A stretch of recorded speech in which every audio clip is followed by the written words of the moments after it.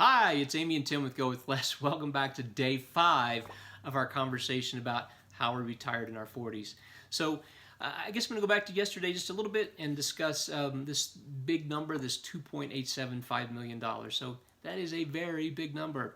And we had done a great job of saving. We had a line of sight to actually having this number in the bank. However, it looked like we were going to be able to do this by roughly 2025. Assuming we were working hard and maintaining our income the whole way through. That's right. Nothing and that happened. The market was doing well. That's right. There were a ton of assumptions that we put in, but we were looking to have that amount of money saved. And so I guess we would have been in our upper 50s. That's right. We would have been in our upper 50s. And so Amy's parents had an amazing, I guess, goal for us. They retired in their 40s. Actually, they're young 40s.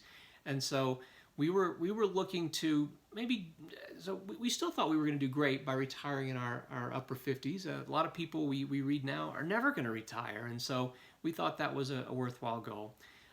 However, I guess our health was factoring into our desire to retire and just our desire for freedom, and so that's really the reason we feel like we're retired today, is because we really wanted our freedom, and so we adjusted our life dramatically to make that freedom happen. And that's probably what we'll spend the most of the rest of the video series talking about, is how we got there.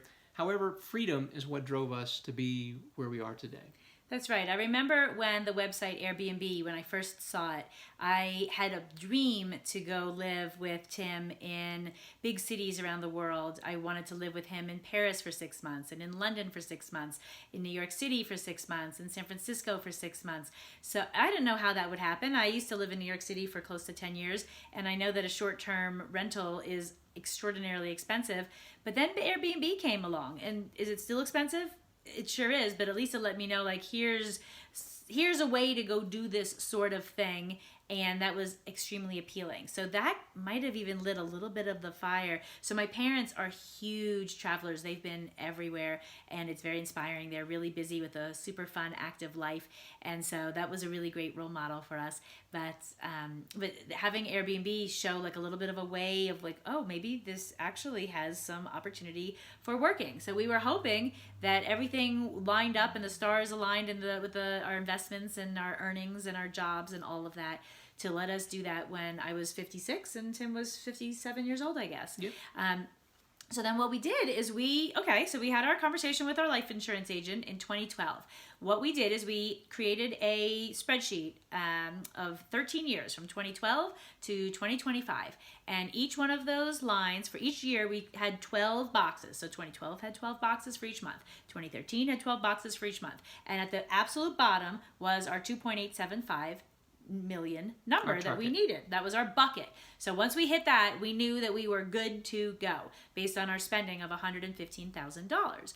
And so we put little numbers in each one of these boxes that said, here's where we need to be on track. So we were tracking and not getting behind our goal. So the interesting thing, actually, we used to keep this piece of paper in our closet. And our closet in our former life was so huge that we could have meetings in our closet. Isn't that normal? Doesn't everyone have meetings in their closet? That was the kind of life that we had, is that a place that we had a closet that big that we had a meeting in it every single month.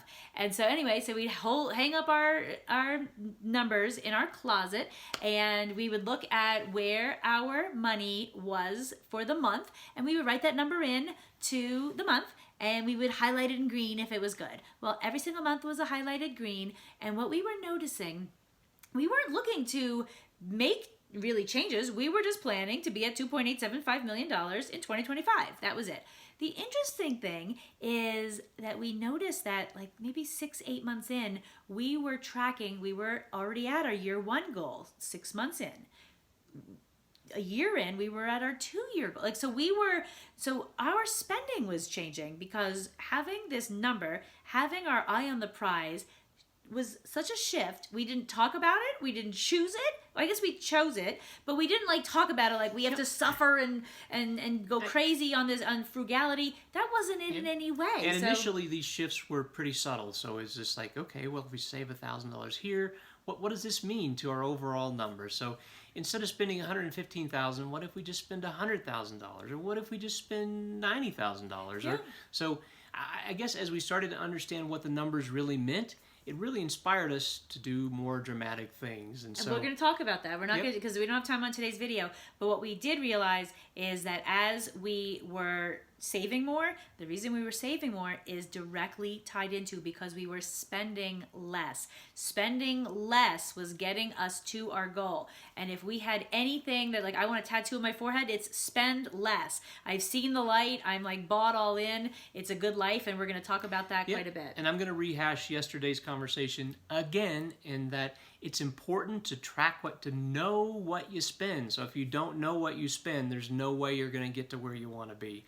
And so understanding what you spend, it's very inspiring to see those numbers going down. And so in watching them and understanding them, it's kind of fun. I love it. So we're gonna talk about, does life stink in this? So what happens when you're spending less? So we are going to be talking about that probably for the rest of our lives. So please join us tomorrow. Subscribe down below. Our website is www.gowithless.com.